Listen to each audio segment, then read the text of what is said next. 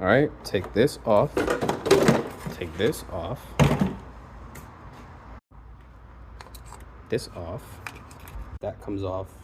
I don't have the tool actually, but I'll get it later. That's where the oil filter goes. Take the pan off.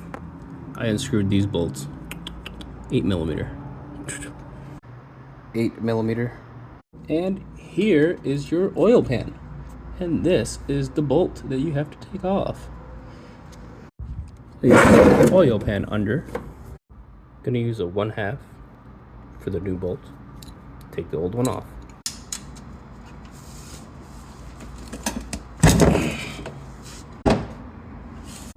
Drain the oil.